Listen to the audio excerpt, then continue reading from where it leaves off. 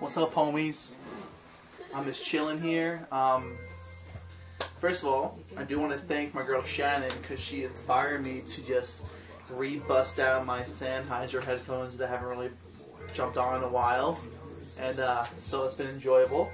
I'm gonna just preface this by saying that this post isn't really gonna give the man that I'm discussing any real serious justice, but I will tell you that I do know my stuff when it comes to this type of music, and I just want to just express it. I mean, I didn't plan it ahead of time, so it might sound like a rant and not go anywhere, but I'm going for it. Talking about Jay-Z, and I never did a video discussing Jay-Z. There's always certain artists I want to speak about individually, and he's one of them, but it hasn't come.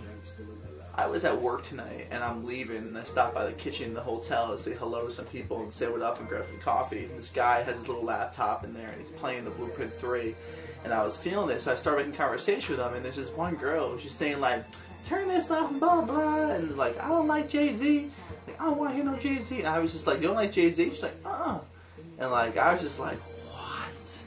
And it just brought me back, and it made me want to go listen to Jay-Z, and I was what is this girl thinking, you know? And so I busted this on. What you're hearing right now is that thing that I talked about on Dave, Someone 481's video for his thread. This is the Elvis Presley and Jay-Z mixtape that was put out by Cookin' Soul. It's American Gangster mixed with Elvis Presley songs that were sampled. It's unbelievable. This and Brooklyn Soul, which is Mick Boogie's mixtape remix of American Gangster with Marvin Gaye samples, are literally two of the dopest mixtapes I've ever heard. Obviously, because they're also American Gangster, it's just incredible. But honestly, everyone must know that Jay-Z is hands down just one of the best artists of all time. He's not just one of the best hip-hop artists of all time, which we already know he is, but he is one of the best artists of all time. I mean, he's just an artist, man. He's a poet. He's a man who speaks well. No one spits like he does. No one has the records and the consistency and discography that he does in that way. Now, keep this in mind. Don't take this too personal or anything like that. Obviously, I know there's other great artists who have records and consistency and discography. I'm just trying to support my man. I always love when our boy Jay, DJ, S21 always goes after talking about Jay-Z. It's true, and I feel like Jay-Z's type of guy where I can sort of, if a person says, hey, my favorite album is this album of Jay-Z, there's certain artists where if you tell me this is your favorite album by this group, I can sort of tell what kind of person you might be, in all great honesty, of course. I told this to Gilly the other night. If someone's an OK Computer person versus someone who's a Kid A person versus someone who's a Benz person with Radiohead, I can sort of say, okay, they're this type of person. I can do that with RX Bandits, Radiohead, John Mayer, Jay-Z.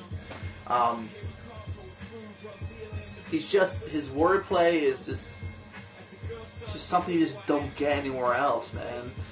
I have this Jay-Z book that's amazing. I'm going to start rereading it again. I busted it out of the pile. It's Jay-Z's Decoded. I don't have the actual sleeve. I didn't keep the sleeve. I just keeping the book. It's an incredible read, and if anyone really stepped into this and read this, I think they'd really, who didn't know Jay-Z already, and expect what they were going to get. It's a great book on hip-hop. It's a great book on the history of hip-hop. It's also a great book on knowing Jay-Z. But I think what's really important about this book, for people who are newer, is that it takes particular songs of Jay-Z's and really just breaks them down and takes individual phrases and then, gives little captions of what they're all about. And when you realize how much goes into detail with it, it's just unbelievable. One of my favorite things I like to read to people at the beginning about this is about the Revolutionary t-shirt. And he talks about how during the process, when Black Album was almost done, they had a listening party before the Black Album was released. There was 2 more songs he had to finish. And there was this reporter from the Village Voice. And after the album was finished with the listening session, she said, "Don't you feel funny?" And he was like, "Huh?" He's like, "This is one of the best albums I'm ever making. I'm feeling great." And she says to him, don't you feel funny? You're wearing that Che t-shirt and you have, you know, this thing around this bling around your neck. She said, I couldn't even concentrate on the music. All you could think about is that big chain bouncing off of Che Guevara's forehead. And it was a Jesus piece necklace, and he always wears it during recording, and it's sort of like his thing that he does when he records an album. He wears, it's Biggie's necklace of a Jesus piece that he has, and he lets his hair grow out, and he does this whenever he's recording an album. And he just gets in this really cool discussion, and this really cool thing about how, like, sort of like she stimulated his minds to make him start thinking about things, because she handed in this essay that she wrote on 3 of his other main albums, and sort of like criticizes him a little bit, you know, saying like how he says, Jay-Z says the soul, calls himself the soul of Mamiya. Yeah, right, I don't think so.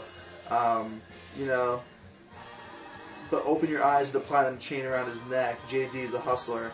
And it makes him get into this conversation, and he starts thinking about what it means, you know, like he could disregard it just being a hater, but he was really intrigued by the whole concept. And this sort of ties into this line that really can sum up Jay-Z so well, but I don't, if you know him, you might get it. Who can get this? Public service announcement on Jay-Z's Black Album is a really great line that I love, that anyone can simply just say this one line, and that's it. Like there's so much in this one line. You know, so as I was mentioning, it's cool here, you know, it sort of breaks down the lyrics.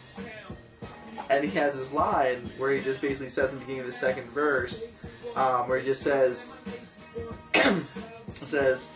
"Thing ain't lie, I don't come through the block and everything that's fly. I'm like Che Guevara with bling on, I'm complex." And I mean, that's just an amazing line right there. There's so much way to break it down.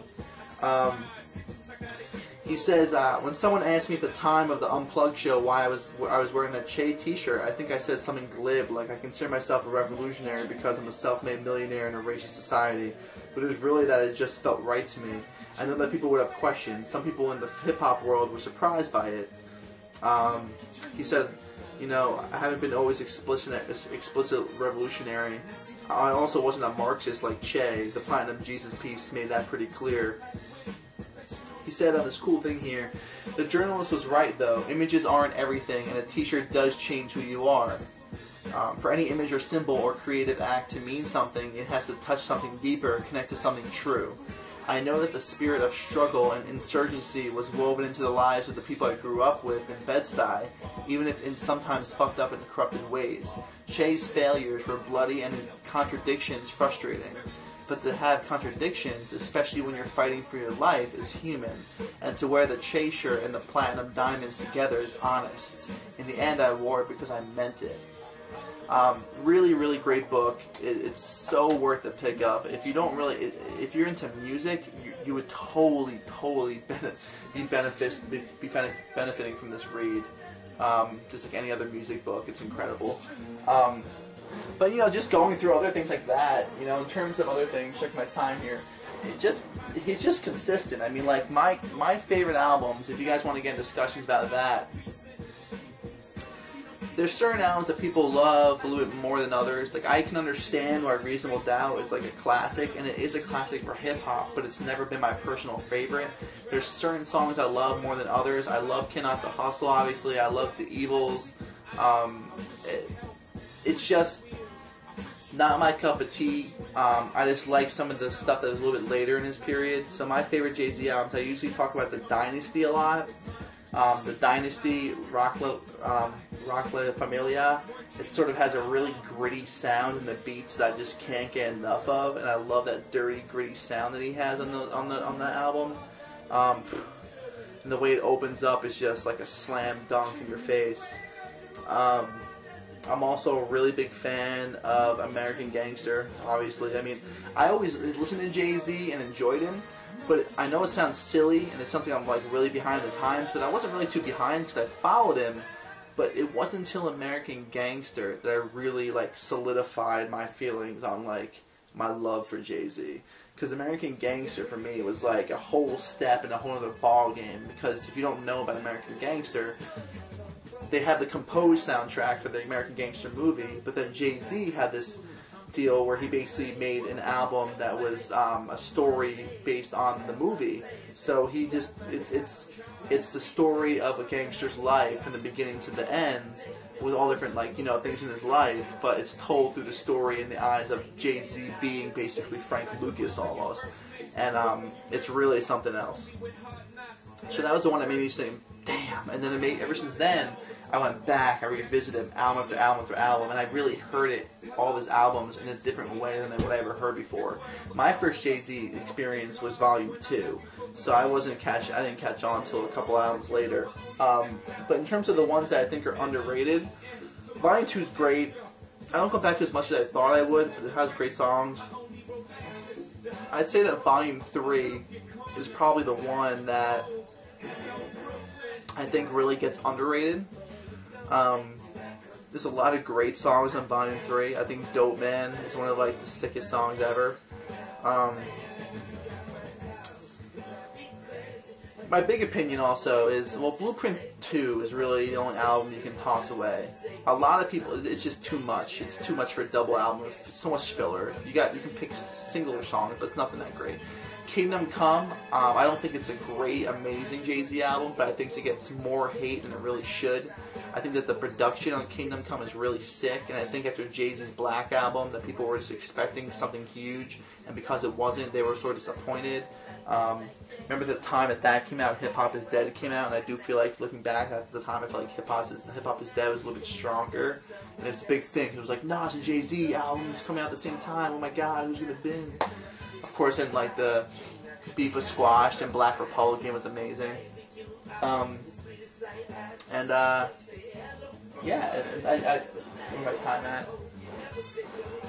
A few more minutes here. 15-minute timer. But here's my opinion. I think that Black Album, I enjoy it. It's just not my go-to. I'm this type of person that's very forward-thinking with hip-hop. I listen to new things and download new mixtapes and new artists that I find out about every day, and I listen to them, and if I like them, I keep them. If I don't, I toss them. I'm always consistent with new hip-hop coming out. I feel like it's the real art form that's always just growing and changing and building, and it's really affecting our future generations and what's going on today. And for me personally, before I ever go to the Black album, I would go to Blueprint 3. Blueprint 3 for me, when it came out, was a huge deal for me. I just feel like it was so forward-thinking. As he says in the album, he makes this comment about basically like, if you want the old me, like, buy my old albums. He's got to keep it moving, is what he says, and that's what I respect. And I love the beats on it. I think it's forward-moving and great. I can't wait to see what he comes up with next. Honestly, I thought Jay-Z and Kanye's album Watch Your Throne was great. I thought people were expecting some huge and amazing album again. And I think because of that, they were trying to play it off like it wasn't that good. But like when you listen to it, like that's the thing that's awesome about it. These two guys, like, they just can't make, like, they're getting together. You're not going to get a bad album from Jay-Z and Kanye. Maybe it didn't meet what people wanted and expected, but it's still great compared to other albums from people that put out today. But yeah, bottom line is, Jay-Z is just where it's at. So you guys, if you're not really down, if you don't really follow with him and catch up with him, I loved when Derek spoke about him and got that vinyl from Best Buy and made that comment about how, like, he doesn't listen to him all the time, but he can get it. And I think he made this comment that's very true. Some artists have this feeling, this connection. Jay-Z, along with Tupac and people like Kendrick Lamar, this is what I was just thinking about recently. Another guy I really like named Dizzy Rascal. I'm not Dizzy Rascal, not at all. Not a fan of Dizzy Rascal. Dizzy Wright, but especially Kendrick Lamar, Tupac, and Jay-Z have this thing where it's like, especially Kendrick today, they can hit both levels. They have this street level, gangster level, where people of that type of lifestyle can relate, and then people on this intellectual level. So they got this intellectual street going on, and that's how Jay-Z and Tupac and Kendrick are able to really get through. So, I mean, it's great. One love, guys. Keep hip-hop alive, man. Let's get more of it in the VC. Let's just talk about some Jay-Z. In any way you loose me, mama, so let loose of me. Here's my time at. because this is the line right here. I gotta go. Peace.